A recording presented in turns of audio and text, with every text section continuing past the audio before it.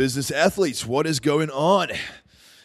New episode coming your way, and this one is going to be a spicy one. This is going to be a good one because we often need that mental pick-me-up, right?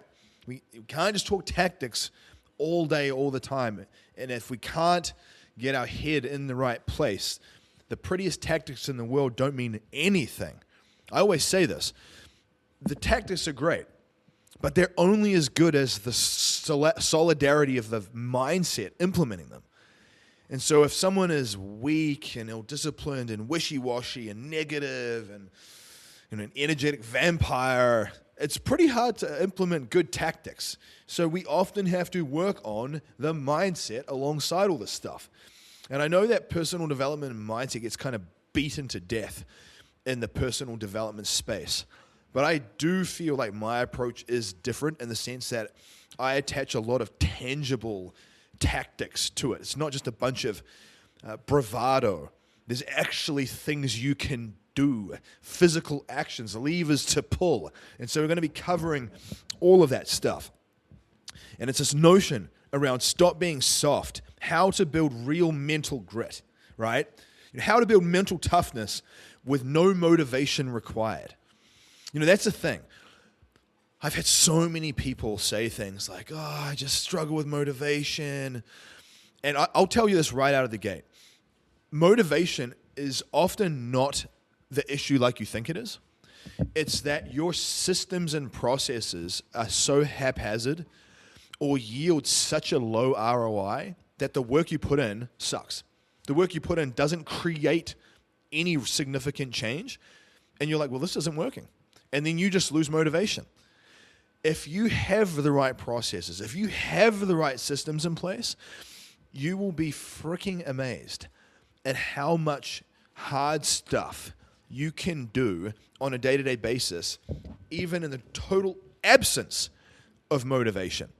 So in this episode, I want to talk about my own journey coming from a place where I was very ill-disciplined. So when I'm sharing this with you, I didn't just come out of the womb as this motivated person. This is a creation that you've seen. This is something that I feel like anyone can create. And this notion that mental toughness doesn't equal motivation. And the good thing is that if you can cultivate these principles I'm going to share with you in this episode during a busy, challenging season in your life, like I say, start in the storm. When you do that, you raise your level of competency. One of the biggest issues I see with people is they delay stuff. I really want to do this thing, or I really should do this thing, but I'll wait till I'm through this busy season of my life, or I'm traveling a lot right now, so I'll wait till I'm home and things are comfortable, or I'm trying to get this deal across the line, so I'll wait till I have more funds. That is the worst way to think about it, guys. And most people do this, and that's why most people's results suck. This is just being honest. And the reason is that if you think to yourself, I can't do this new thing till I'm home and I'm not traveling, or I can't do this new thing till my situation's easier, what do you think is going to happen when you are faced with another storm or curveball in your life? What do you think is going to happen? You're going to get to your easy season. You're going to get to the point where you're not traveling. You're going to get to the point where your project's finished and you're not as busy. And you go all in, 75 hard. And you let everyone know about it. And as soon as you go through another busy season or another challenge in your life, the house of cards falls down. And you just go back to square one. And I see people do that over and over and over again. And I would go as far to say that that's probably you. Now, that's also a good thing, recognizing that. And recognizing that if you start in the storm and you embrace this idea of, situation's not perfect. This is actually not even close to being ideal, but I can raise my baseline and raise my level of competency, which means that I can take on anything. I remember, it's 2026 now, January. And I remember when our son, Xander, was born. So he's 7 months old. And Lauren's pregnancy, my wife Lauren, her pregnancy was very challenging. It was not a smooth journey. It was a very stressful journey. Throughout most of her pregnancy, she would get these subchorionic hemorrhages. especially in the second and third trimester. She was in and out of the hospital about 5 or 6 times. And some days we were in the hospital for 3 to 6 days at a time. And I just remember at the time, I had a business partner that I was very unhappy with the whole process. It's all my fault. I got into something that, I got as people in a team that weren't good at what they were doing. They were all talk. They were useless, but it was my fault because I allowed that stuff to happen. And right when we are going through this absolute storm, in and out of the hospital with subcoronary hemorrhages, sleeping in a hospital chair and just trying to juggle life. And that's when I relaunched Business Athlete. I was like, I'm tired of this suffering. I'm tired of this struggling. I'm going to terminate all arrangements with this individual. And I'm going to create a new chapter. And I knew it would be challenging because I'm basically having to restart everything. I'm having to reinvent everything and recreate everything, all the while navigating, looking after my daughter Zia when Lauren was unable to, all the while supporting Lauren as best as I could, driving back and forth an hour from the Knoxville hospital to make macro bowls and healthy meals for them because the hospital food sucks so bad, driving back and forth multiple times a day for days on end, and then still having the mental bandwidth to listen to my students' messages and hear them and hold space for them and be able to mentor and guide them and do all of these things. And I, in that moment, was like, this is what looking like starting in the damn storm looks like. And so I remember that vividly because I thought to myself, man, so many people in this situation, they would give themselves an out. They would give themselves, I'm just going to get fat. I'm not going to train. I was doing banded workouts in the hospital room. And I'm going to share with you how I got to that point. Because obviously people see me and they either just think I've always been in shape or they just think this just comes naturally to me. And what I've really found is that by hacking systems and building out well-oiled habit loops and future pacing how you want to feel, and I'm going to talk about what all this is, it's allowed me to remove motivation from the equation. There's plenty of times, I'll tell you this, there are many times where I train and I feel very unmotivated. I'm not like most fitness people. Like a lot of fitness people, they genuinely enjoy working out. They love it. They could spend hours in the gym. It's their thing. It's their jam. And I know a lot of you guys, maybe you don't feel that. You're kind of like, man, this person's a fitness psycho. Like, what? I don't enjoy working out. But they enjoy it, and that's why they're in shape, because it's something they enjoy. It's easy to get in shape if it's something you enjoy. When it's not something you really enjoy, that's when the systems matter. I don't enjoy working out, contrary to popular belief. I don't hate it, but I'm not like, I can't wait to train today. I just recognize that I have good systems, processes, and structures in place. And I always remind myself, personal excellence is the ultimate rebellion. Personal excellence is absolutely fundamentally important. What I mean is that as a business athlete, as a husband, as a wife, as a parent, as a leader, you need to see yourself as this person that holds themselves to high freaking standards across the board, because if no one else does it, who's going to step up to the plate? And most people are looking for leaders. Most people are looking for someone to help them. And if it's not you, then who's it going to be? Are you just going to sit down with the crowd? So I think to myself, I know that I've got to stand up and be that person for my family, right? And I would say that most people, they stay weak because, first of all, they're addicted to comfort. So they're addicted to the junk foods. They're addicted to self-soothing with food. They're addicted to hitting snooze and just kind of sleeping in because they stayed up late, because they watched a bunch of garbage on Netflix. They're addicted to a lot of distraction. And I would say that in part of that, it's because the people around you are also low-standard people. So if you look at, I would tell you, your environment, the people around you, are such an important metric to know like where your standards are at. So again, it starts with you. Because if you're around a bunch of smokers and drinkers and fast food eaters, you are going to be one of those too. If you're around a bunch of negative, whiny babies, you will be one too. And that's also why getting into mastermind groups, getting into my Anomaly Project course, getting into my Business Athlete Council, getting some one-on-one work with me, why that jump starting of your cognitive battery is so important. Because if you're like, well, I don't have good people around me. I don't have really motivated and driven people around me. First of all, it starts with you. You have to go first. And the second thing is that's why these groups exist. Because that's one of the big challenges people face. That if you feel isolated and alone and you're in an echo chamber with people who are just victims and complaining and moaning about how hard and painful things are, you're going to end up focusing on that. That's going to become your narrative, right? So you want to absolutely saturate yourself and get around people that hold themselves to a higher standard. And it's this idea of like not outsourcing responsibility anymore, right? Like make it your fault. Like I was saying to you, I had this business situation go south. All my fault.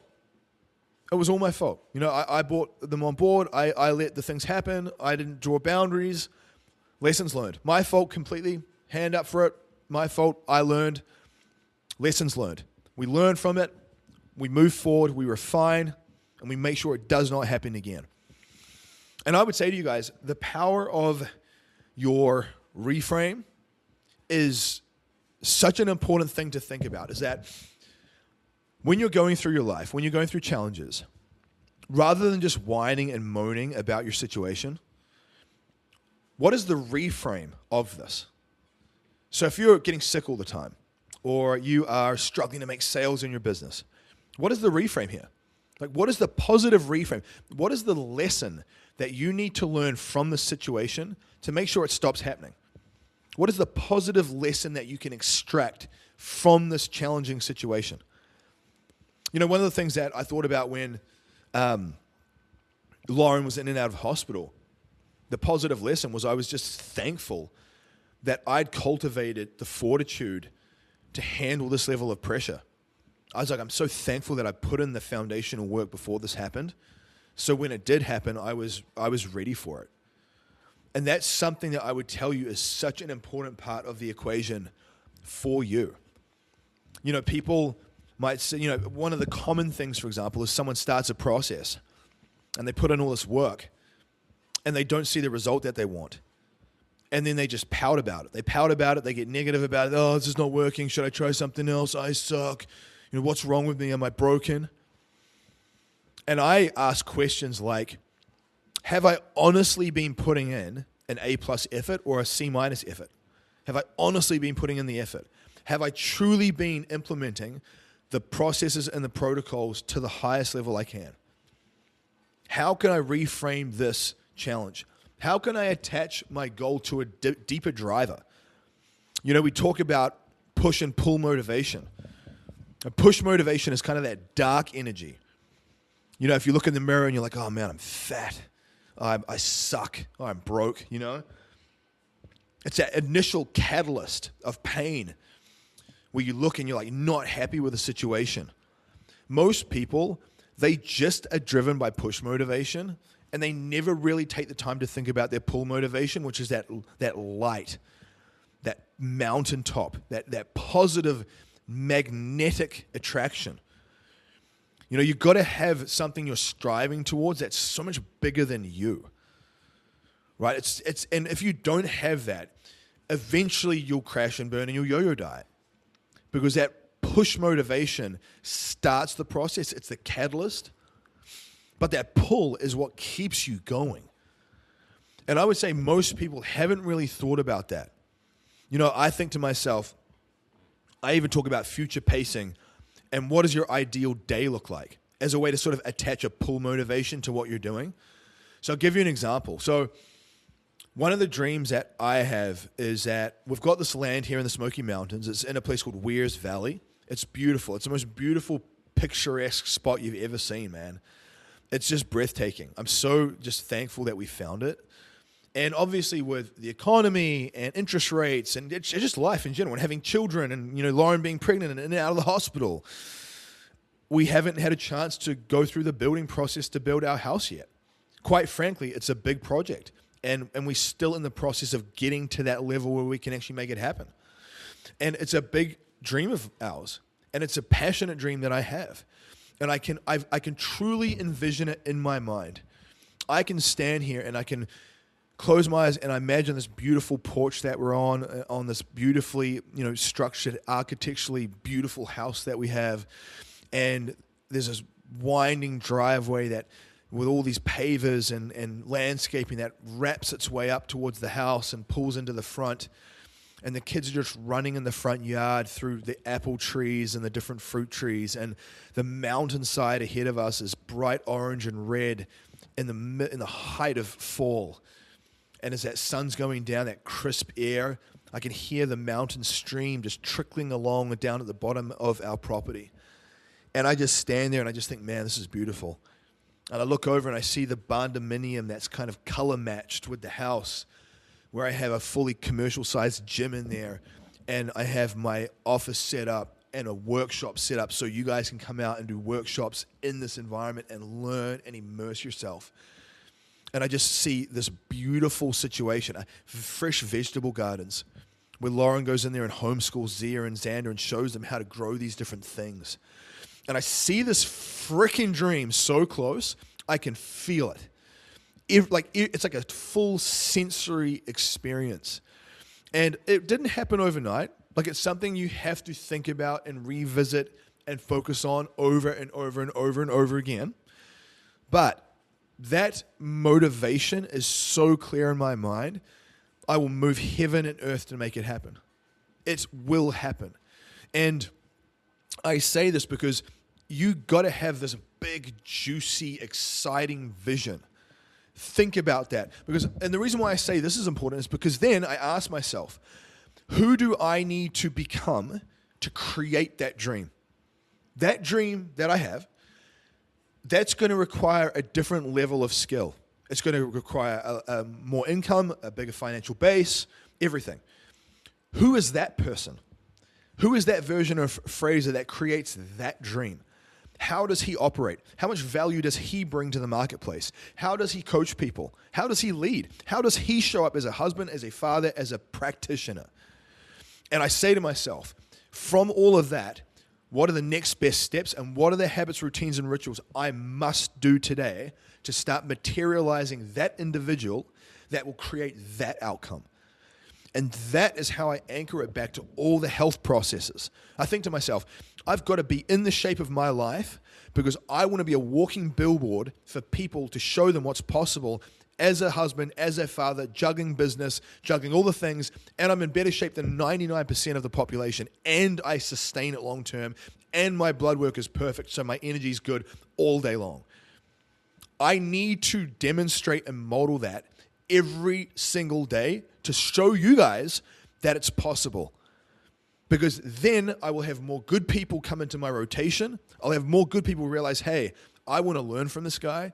I want to collapse my time horizon to my goal. I want to learn from the best.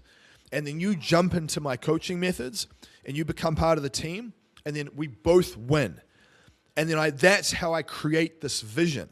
What is your version of that for you? You've got to think about that. And then even beyond that material dream, what do you want to contribute to the world? I've often thought to myself, I want to get more actively involved in the community. I want to be a leader in the community because I feel like I have that ability. And then I think to myself, what are the different options that I have for that? And there's obviously lots of different options. There's like mentoring with like young kids. There's all kinds of things, right? You can contribute your time to different types of charities, different types of causes. Think about what that looks like for you. Do you want to coach your kids' football team? Like, do things that are beyond just you. And then think to yourself, who do I need to be the most inspirational version of myself for everyone who is looking to me for leadership? You want to be dialed in. One of the things that I say when it comes to personal excellence is that you are a walking billboard. People don't realize you're a salesperson.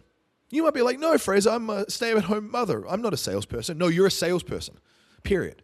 You're selling a bunch of stuff. You're selling your habits. You're selling your discipline. You're selling your routines. You're selling your beliefs.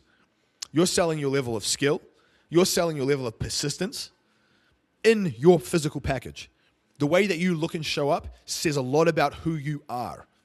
And so I say to the business athletes, understand this, that if you are a really nice person and you're very skillful at the thing you do, but you're fat and out of shape and you look exhausted, that is going to have a massively detrimental effect on all the possibilities you could create in your life, and that's just the truth. People don't like to talk about this stuff because it's woke and it's like triggering and people are like trauma informed and you don't want to hurt snowflakes' feelings. But I'm telling you guys, it can be painful to hold that mirror up and reveal your true self. But that's where the growth lies. I will never just outright disrespect any of you. I always say this from a place of being carefrontational because I genuinely do care. Because I've seen some amazing people who were such nice people and very loving and talented, but they were just super out of shape. And I knew that as soon as they start to improve their health, it will unlock doors like they never thought possible. And it did. And it's such an inspiring, freaking exciting thing to witness. It really, and I know this firsthand for myself. You know, when I was younger and I was going through all my mental health issues, diagnosed with bipolar depression, social anxiety, ADHD, I couldn't concentrate to save myself, to take naps all the time. At one point, I was on so much Ritalin that it was destroying my appetite. So I was just skinny fat. I was skinny fat and drained. My diet was terrible, so my skin was awful. I had a ton of acne, a ton of rosacea. I mean, obviously, think about it. You got acne, rosacea, and you're skinny fat. It's like a really lovely combination, isn't it?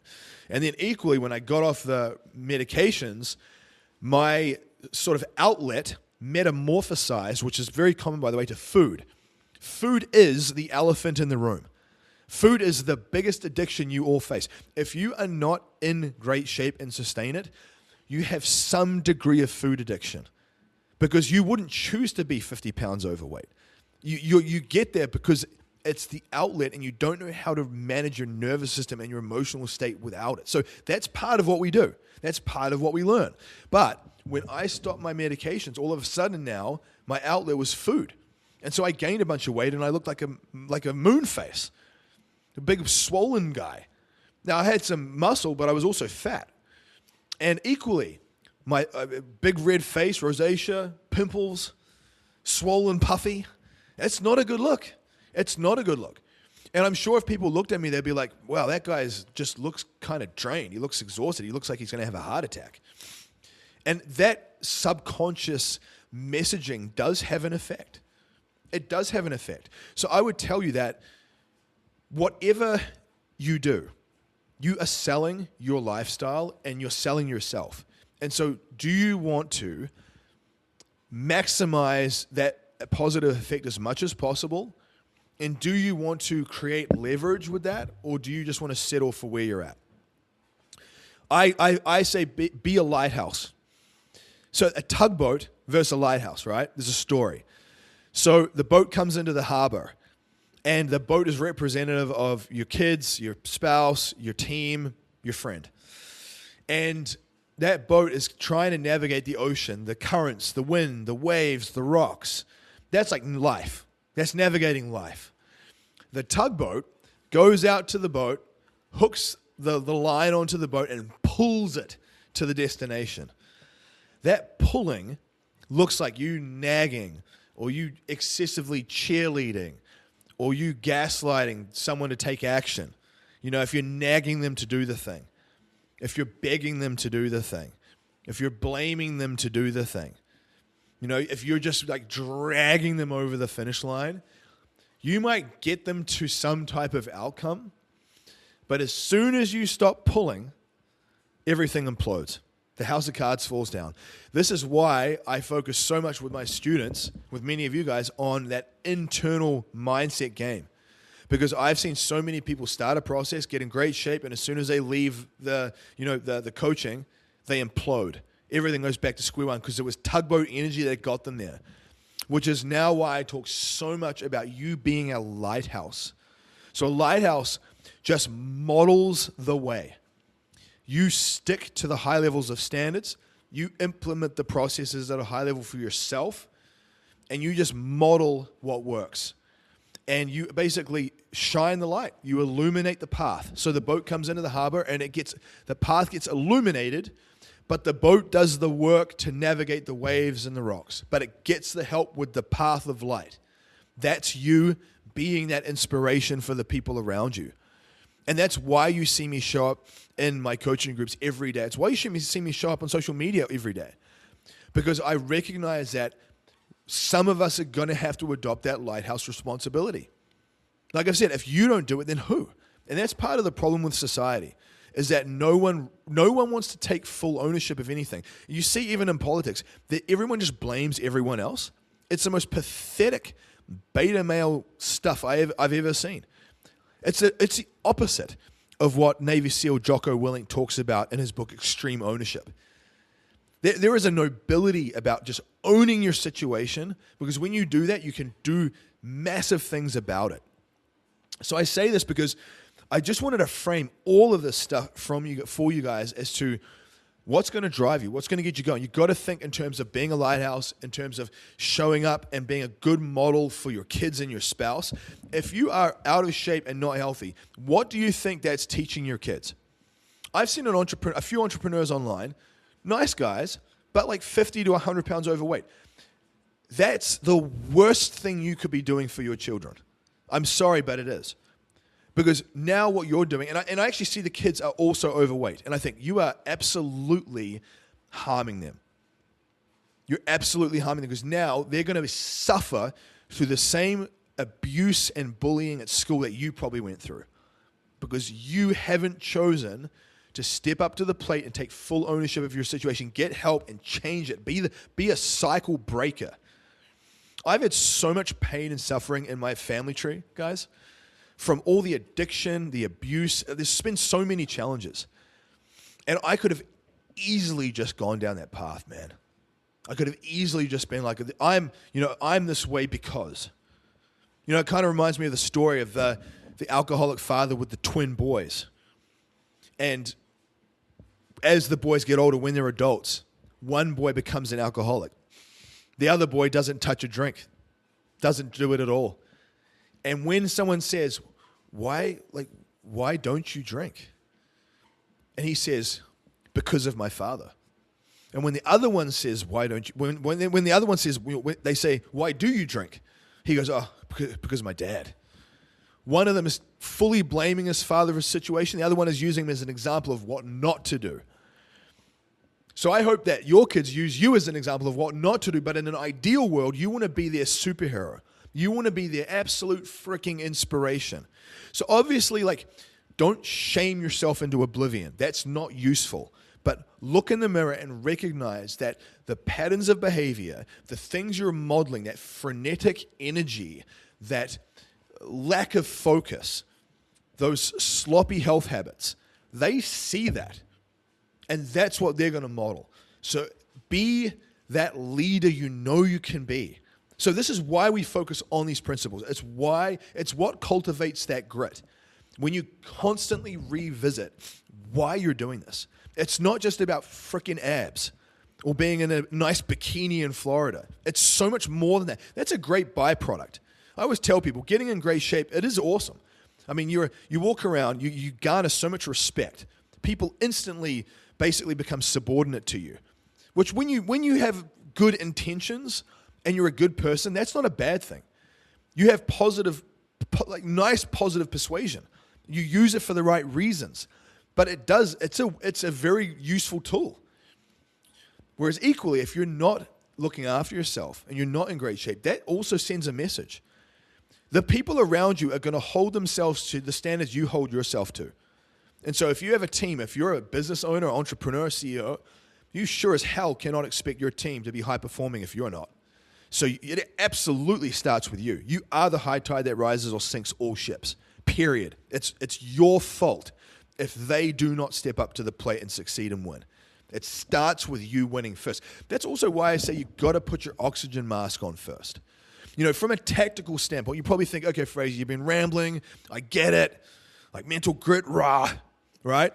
What do I do about it? Look, first of all, like I've said, you've got to focus on your pull motivations and you've got to attach as many anchors to those deep drivers as you can. I think to myself, I want to train hard, I want to eat healthy because I want to show Zia and Xander what that looks like because I want them to adopt the same principles. So I don't want to be eating junk food because that's not the thing I want them to do. I want them to be proud of me. I want them to see me as that superhero. I've had people, when we were traveling in our RV, staying at these campgrounds, we'd often connect with other families. And I had young boys that would see me working out and they would come and train with me. And I've even heard them talk to their mum and say, he's way bigger than daddy. Why doesn't daddy work out like that? And I think to myself, that's a shame, man. It's a shame that these kids are already having an affinity for gravitating towards me, a random guy, and not their own father. Don't let that be you. Whether you're the mother or the father, do not let that be you. So use that as rocket fuel, man. And like I've said, remember, when you're going through a tough time, if you can persist through the storm, you become a savage. You raise your baseline. Right now is the test. If you're going through a challenging time right now, good. I want that for you because that's how you get battle hardened and it's how you can navigate shit long term. If you are waiting for the perfect window, you will fail. And that's what most people do, and that's why they suck. It's why the results average, right? So the first thing I need you to do is I need you to be real about your situation. I need you to look in the mirror and not sugarcoat it and recognize, hey, these are the areas I'm not doing well in. I need to problem solve this. That's why I would tell you, get into my groups, reach out to me, get in that rotation. So many people procrastinate. The amount of procrastinators that I have conversations with is unbelievable. I used to try and use a lot of sales tactics to get people to buy in. Now I'm like, whatever, dude. If you're not ready, just continue to be average. Best of luck. I know that sounds terrible, but the mentality is this. If someone can't move themselves to take action and get off the fence, you will forever Groundhog Day and dog paddle through life. And the unfortunate thing is that that's going to be some people's life story. Not everyone is going to have that amazing, inspirational turnaround. But that can be you if you want it to be. But not everyone will. Right? You just got to recognize that and own it. Now, I would tell you, listen to all the episodes in this podcast so far. Because all the tactics I talk about getting blood work done. Straight away, if you're feeling like low energy and you don't feel like you have a lot of grit, your blood work probably sucks. I wouldn't be surprised if your testosterone's low or you've got a bunch of inflammation going on in your body. So biologically, you're already feeling crap. So you need to make sure that you know your data so you can know where to focus and improve. The next part is get into an environment where people are going to hold you to a higher standard and be honest with you. I've got a friend that's a well-known guy in the podcast space. And he would come to me and he would just have these really wishy-washy conversations.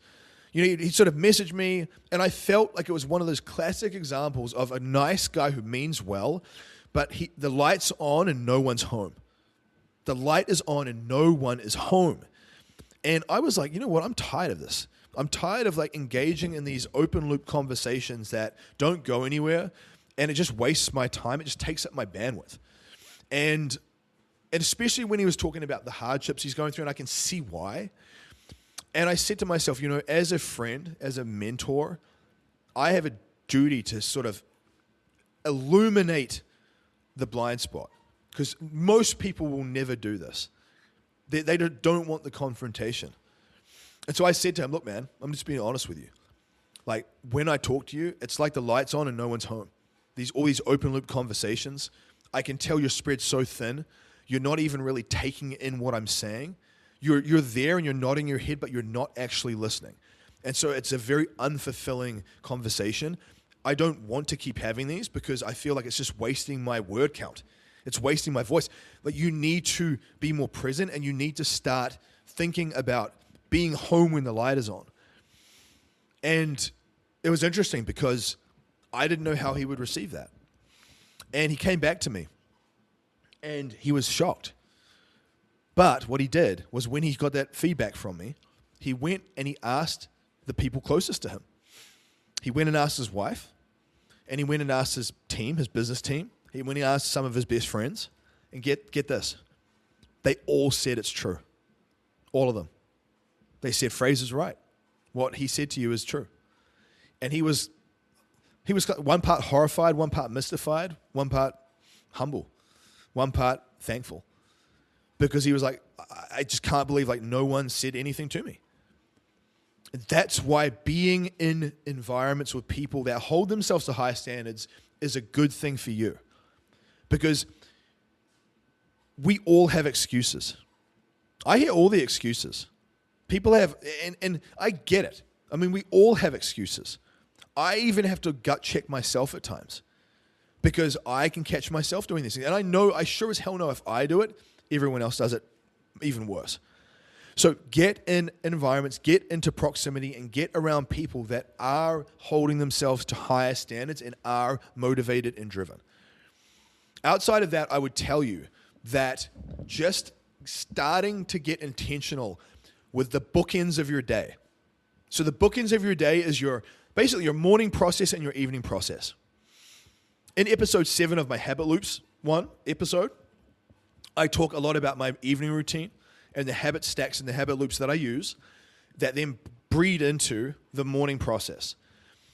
Control the controllables. I find that people that, if you notice that you're in an environment where everyone around you is frenetic, if you have a bunch of frenetic kids, everyone's running around like headless chickens, disorganized, stressed, I would bet that you are sleeping in and you're waking up just before them and you haven't had a good evening routine, so you're rushing, you're behind, you're trying to get on top of things, but you feel behind, and because of that, you're all frenetic and stressed and spread thin, and then that energy bleeds over to everyone because that is the epicenter of it. And so this is why I talk about you've got to have a good wind down process at night, time to wind your nervous system down. Most people are strung out and manic and OCD. I would say a lot of the high performing or business owner entrepreneur types are quite manic and quite OCD. Like, you guys definitely worry about minutia, and you definitely don't do a good job of solving problems in the right order, and you worry about just silly little details that just should be an afterthought, quite frankly. And part of that is because you don't have these well-oiled systems that help shift down your nervous system from being in 5th gear down to neutral so you can park and actually rest and sleep well. So go to listen to episode 7 because I talk about that. But basically at nighttime, we have an evening alarm. Just like you have a morning alarm that wakes you up, we have an evening alarm. And it's like kicks off our evening routine process. And everyone's on the same page. It's like a universal thing. We put some relaxing spa music on YouTube Premium that's playing in the background. I even have the relaxing spa music on Spotify on my phone. So when we go into the bedroom, I'm playing it low key in the background, just calming everyone's nervous system down. We use a lot of Himalayan salt lamps, candlelit diffusers, and orange and red LED towers.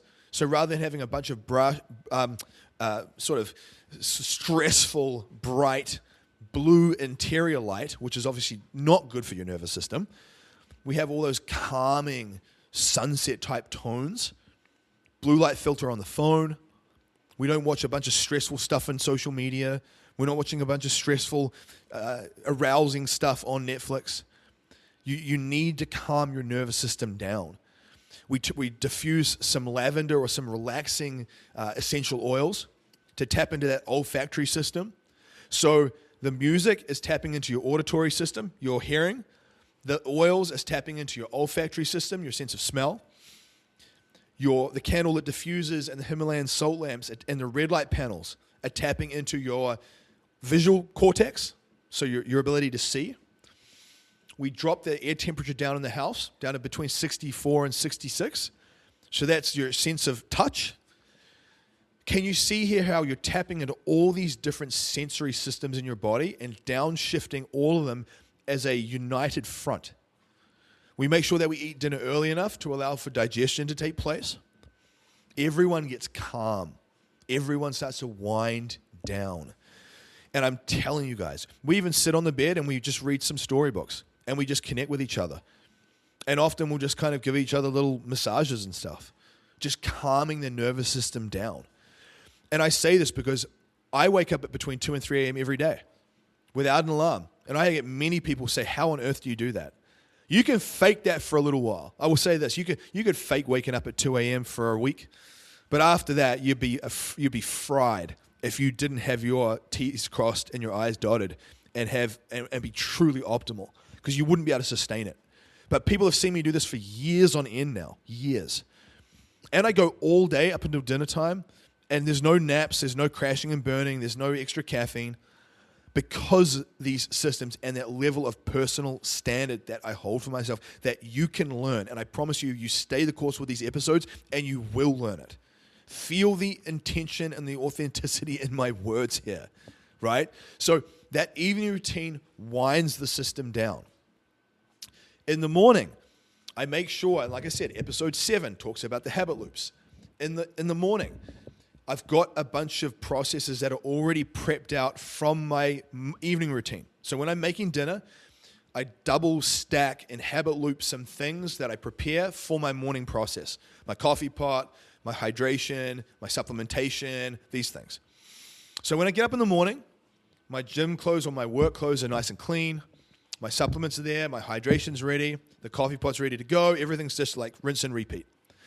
I wake up early enough, I have a lot of time to myself in the morning where I'm just still. Initially, early on, I'm still. I'm not moving, I'm not on my walking pad, I'm just still, I'm breathing. I'll often do a bit of gua sha on my face, just to kind of move the lymphatic fluid while I'm sitting there sipping on the coffee. I put on some interesting podcast episodes that I find interesting and educational, enjoyable. Sometimes it's completely random. It might be like interesting mysteries or stuff on space and the universe. I enjoy learning about other things almost as like a mental reset away from the health stuff. And then at about 4:30, I come out to my superhuman gym and then I walk on my walking pad. And I find once I start walking, I start to shift the gears. That physical movement really does start to shift the gears. And that's when I drop into my coaching group. I leave some morning mindset audio messages every single day for the group. And then I write my posts for social media. And every day I do that process. And I find that between the movement and the walking, the hydration, the positive stuff on YouTube, the morning mindset messages, the articulation and talking about some positive concepts for the group, like what you focus on expands. So I actually find doing that as much benefit for me as it is for them. I charge my own self up by doing that and focusing on these positive concepts. I then take that, I put on some music that I love, and I write my social media content, almost like a digital journal entry. And I just let it flow. And I tell you, that process, when you start your morning rinse and repeat with that level of intention, you have so many automated systems at that point that you don't need to be motivated because you remove all the roadblocks. It's almost harder to not do it at that point. Imagine getting to that point where it's harder to not do it because you have so much forward momentum and the systems are so automated that it's not even a decision you make. It just happens. That's literally what you can do. And then the other thing that I will say is don't believe the thoughts you think.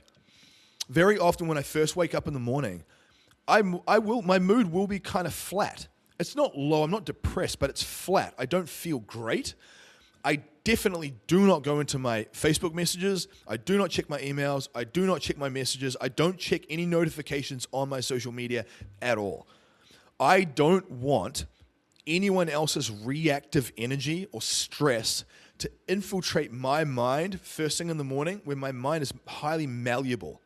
That's the problem people have. They get up, their mind is very malleable because they've just woken up, and then they're getting a message from Joey down the street who's stressing about this, that, and the other.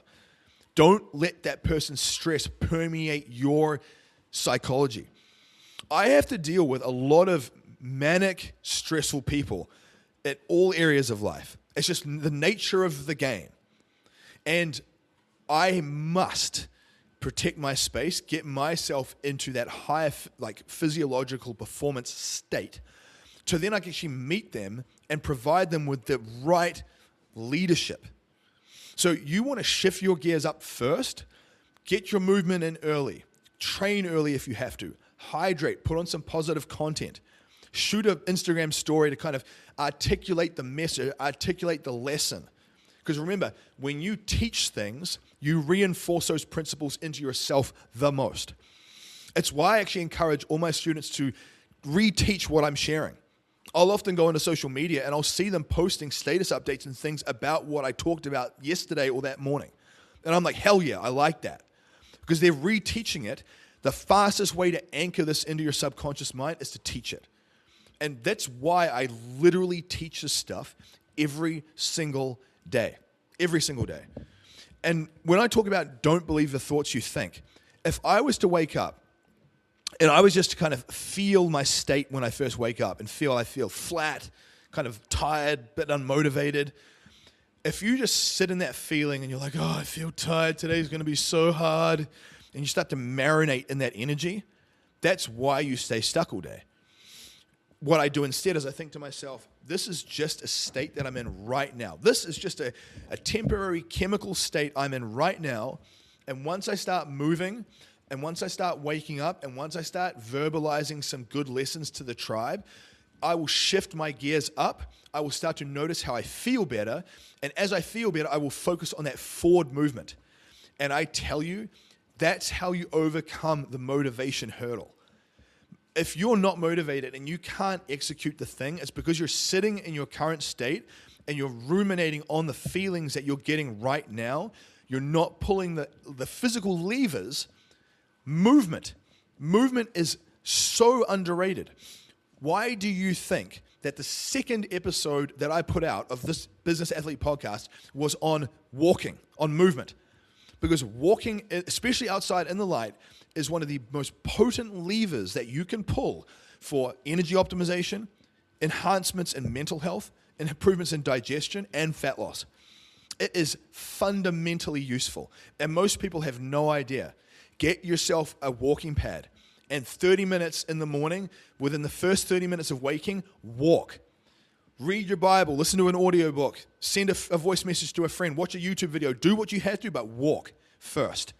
I promise you that will set you up to have so much forward momentum through the day. And the other thing that I like to do is I like to prime the pump.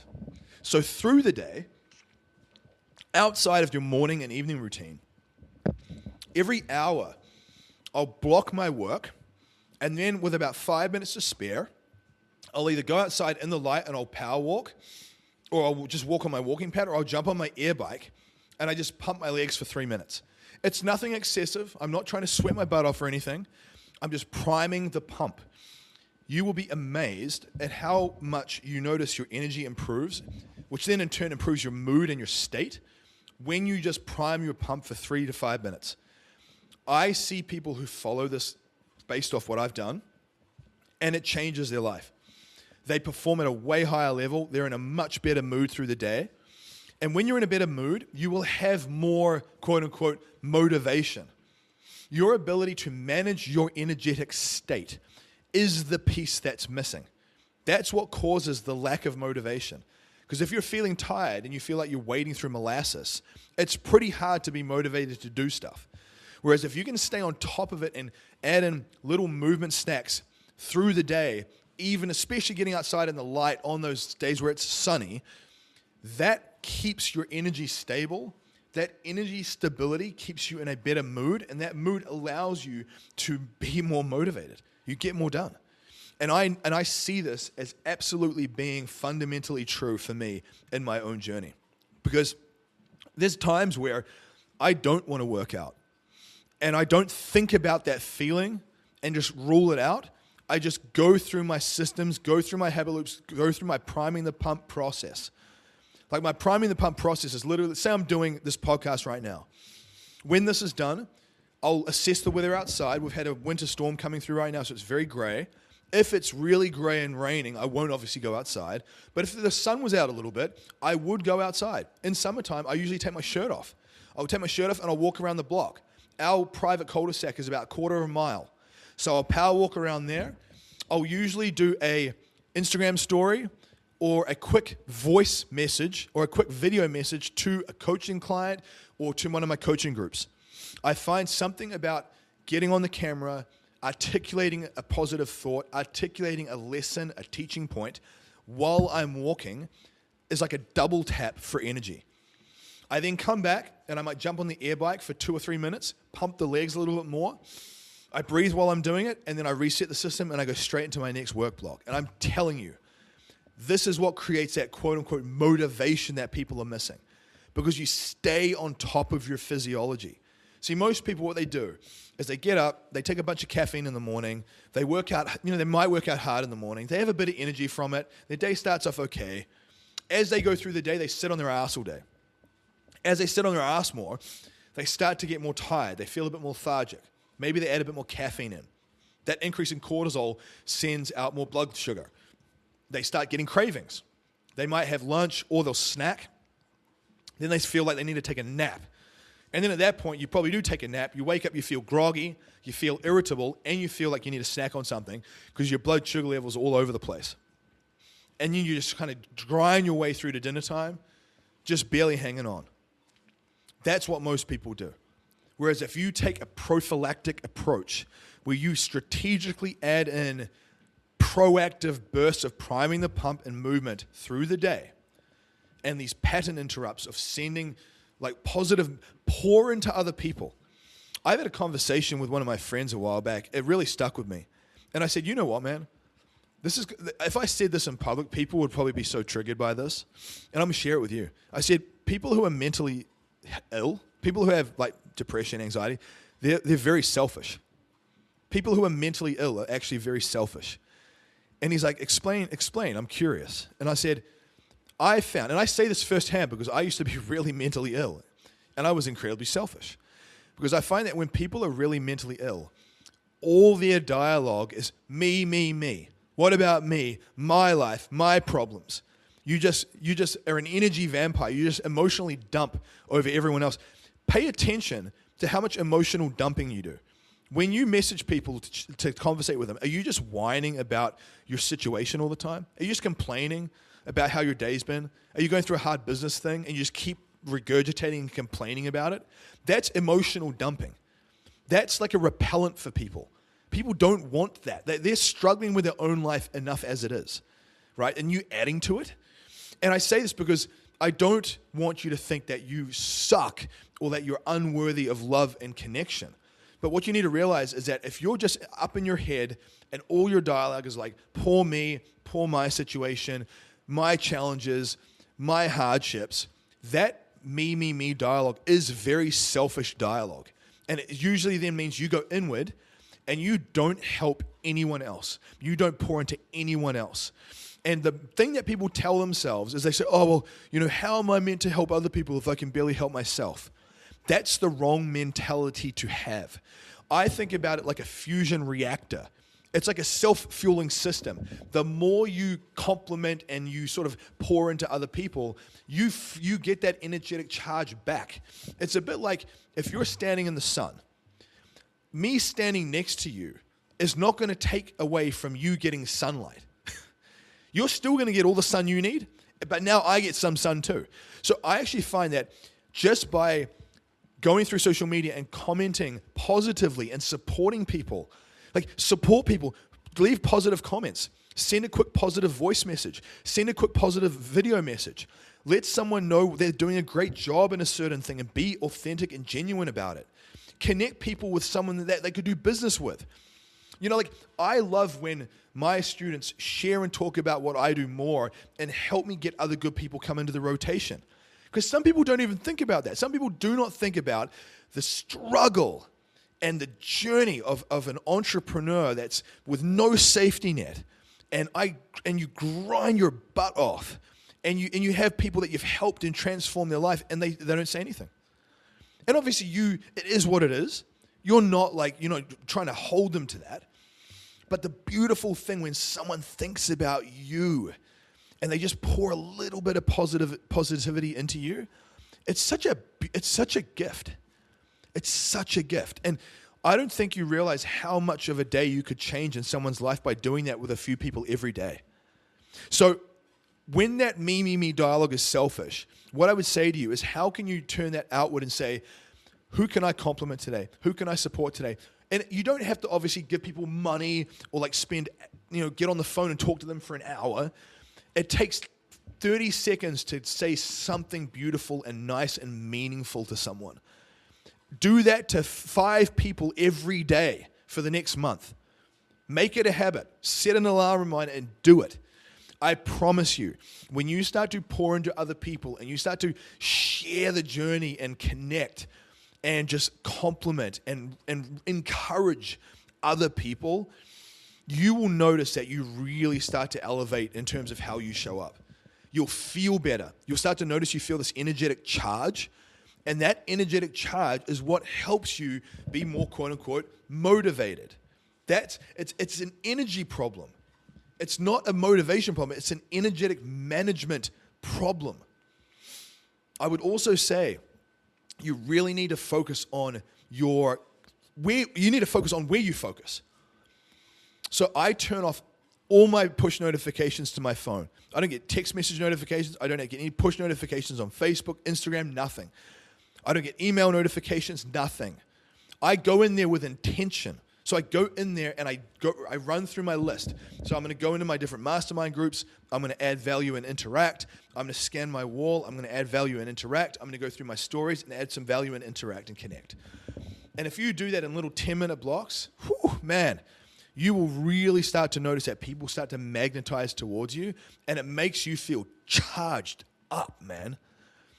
Whereas if you have all these push notifications coming in, it's like constant distractions and constantly pulling you away from focus. And that broken focus is part of the problem. That's where you start losing energy. It's like death by 1,000 cuts. It's not one obvious issue. It's a multitude of little ones. So your ability to focus is like energetic currency. You have to really nurture that and protect it. I don't check my emails or anything till at least 9 or 10 a.m. And to be honest with you guys, sometimes I don't check my email for the whole day. Because at this point now, I have enough forward momentum where I have people coming in. So I am fortunate in that sense. But I would say for someone starting, you might be in a different part of your journey. Or someone who's manning customer service. I get it. There's situations where you do. But I would tell you, you've got to get your head right first. You've got to go through your morning process. You've got to prime your pump first. Get yourself into a good physiological state, and then you go out into the world, and then you put out fires, and you deal with other people's reactivity. And I will tell you this, when you are interacting with people, you must bring your frame to the party. A frame is your energy and your state. And you'll notice that if, for example, you're in a room with a bunch of people, you'll typically notice that someone has the more dominant alpha frame, and they usually are the one that sort of set the tone for everything. It can come across as being boisterous or sort of confrontational or boisterous. But what I would tell you is you got to run it through this filter. Do you want that person's results? Would you like their life? Would you like their health result? Would you like their financial status? Would you like their relationship status? Would you like their life? If you are like, heck no, I don't want their life, you must bring your frame to the party first. If you would want their life, then hey, they're probably a mentor and learn from them. Be a bit subordinate, learn from them, assimilate into their frame. But I say this because part of your loss of focus and part of the resentment that you build up and part of your drain is when you show up to an interaction with someone and you want to be a people-pleasing wimp and you let their frame become the dominant frame, and they're not someone that you would want their result. They're out of shape, they're a hot mess. They're all frenetic, but you let their frame take hold. Now what happens is you're on their timeline, and then you get reactive, and then you get resentful, and then you drain yourself because you're around this like destabilizing energy. And think about how that affects your cravings and your motivation and all the things. So what does that even mean? What it means is I set boundaries with everyone where I will message them when I've blocked time. They know that if they message me, they're not going to get a response right away. I set that from the start. If you respond to a drop of a hat right away, you start to condition people that that's the frame. So then they expect these instant replies. They expect you to be reactive. So I will take my time and I will go in when I've planned it and I will reply in my time. And I also bring the types of discussions. Very often, for example, when my wife Laura and her family come to stay with us, I will tell them what I'm doing. I'll tell them my plans. I'll tell them, when we have dinner, I'll let them know my timetable.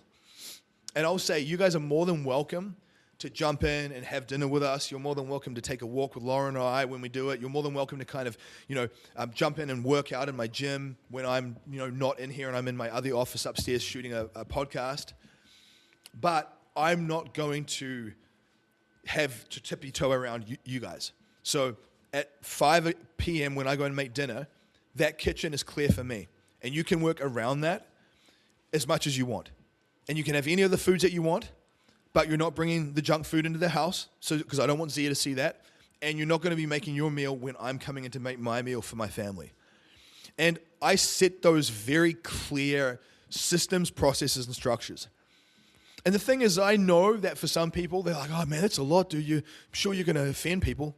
And I always say, I think of it like this. If you can bring your positive, well-organized frame to the leaderboard, you're actually you're actually giving them a gift. Because if they start to adopt your processes, your behaviors, they start eating healthier, they start walking more, think about the positive effect that has on their life.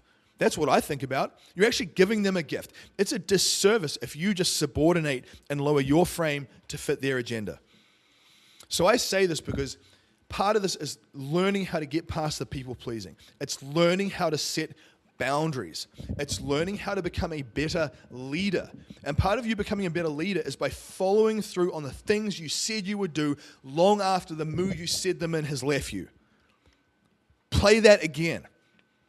It's so important to recognize that you need to adopt the identity and the character of someone that follows through. Part of the reason why you lose motivation is because you keep breaking promises to yourself. So you've got to remind yourself of that. And like I said, just stay on top of all these systems and processes that I talk about. And obviously, listen to all the different podcasts I've done. If you incorporate one or two tactics from all the different podcasts that I've done, you will absolutely be able to implement a higher level of skill across the board where you have more perceived motivation and discipline and grit.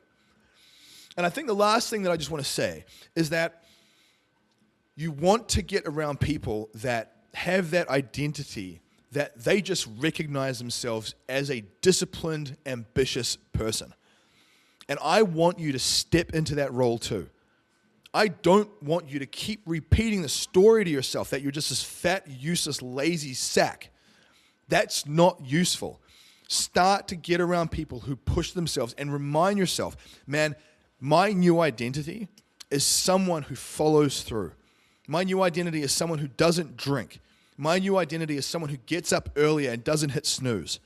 Because I want to cultivate that character. I want to be known as that person. I want to have that level of standard in my life. Because the truth is this, when you can follow through and do this work now, the beautiful end result, the compound effect is freaking magnificent. I think about the life that I've built so far, and if you asked me 20 years ago that I would have the life I have now, I would have never believed you. I'm so thankful for what I have right now. And part of where you're at is you've got to get to that place of gratitude. Ed Milet calls it blissful dissatisfaction. If you are being a miserable human right now and you're not thankful and appreciative of the good things you have right now that are right under your nose, you'll never be happy and content when you have more. Never. And so I think to myself, man, I'm so thankful that our little son Xander, he's actually healthy and he's with us. Lauren could have had a miscarriage. I'm so thankful his little smile is here. I'm so thankful that Zia is this thoughtful young girl that's growing up, and she's healthy and she's intelligent, and she helps my wife Lauren with Xander when she needs the help. I'm thankful that Lauren is such an attentive, patient mother with our children, and she just pours herself into the homeschooling and this patient, loving, unconditional person.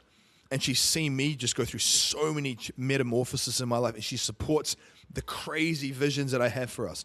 She encourages that. I'm thankful for that. I'm thankful for so many of you listening who are students of mine that trust me with your health and walk this path with me in the trenches with me and understand that this message is for you. And you work hard so you can afford to be in my coaching model. So then I get to win as well with you. And now I'm creating this life. You showing up and working hard and creating that financial freedom for yourself allows me to then do the same. You help me provide for my family. I cannot thank you enough for that. Like I get to live this way remotely in the mountains, living in this beautiful place, doing the stuff that I love. You can create that for yourself, but you've got to stop looking at all the reasons why it won't work, and you've got to stop sitting on the sidelines, and you've got to stop saying, I'll do it next year when things get easier. That's just a bunch of bullshit. And if you can own that and be like, you know what, that's true. I'm going to use this. I'm going to get myself fired up, and I'm just going to start. I always say fail forward. Fail forward and take imperfect action. Meaning, what is the next best step? What's one thing you can do from this podcast that made sense to you? Go and do that now. Don't just do this shelf help stuff where the self-help sits on the shelf and just gets digital dust. Go and turn it real world. I talk about that in my mastermind calls every time. I'm like, just give me 2 to 3 things that you guys are going to do. Make it real world. Take it from a concept, a piece of theory in your mind, and turn it into a physical reality. That's how you're going to get better results.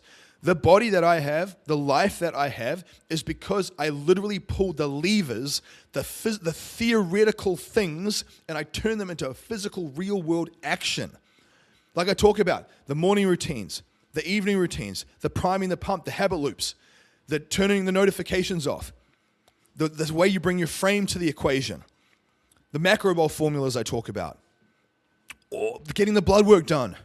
All of these things are just so freaking important. I genuinely think that anyone can cultivate a lot of discipline and grit. It's actually, your brain in many ways, it's like a muscle. This has been proven in science, by the way. The more you exert willpower and delayed gratification and stick to these systems and processes and follow through and be accountable, you strengthen that mental muscle, and it gets easier. It gets easier. Like I said, it actually gets hard to not do it. So if you're struggling to be consistent right now, it's as hard as it's going to get. You're that plane trying to take off the runway right now. Are you just going to keep taxiing and then just park and just settle? Or are you going to get up in the air and fly and soar with the freaking eagles, man? So that's the message for you today, guys. It's a different one. It wasn't just talking about tactics or blood work or like peptides. Those things are useful, but your ability to execute, your ability to get the coaching, get the mentoring, and get out of your own way and stop telling you can't afford it, it's not enough, all the stories we have. Your ability to just drop the hammer on a decision and to finally start to commit to those processes imperfectly, recognizing there's never the perfect time to begin. You are going to screw up, and that's okay. Guys, go out there today, kick that butt. Focus on who you want to become. Remember, personal excellence is the ultimate rebellion, and that your family, the people you love, are looking to you to be that ultimate leader. It starts with you, my friend.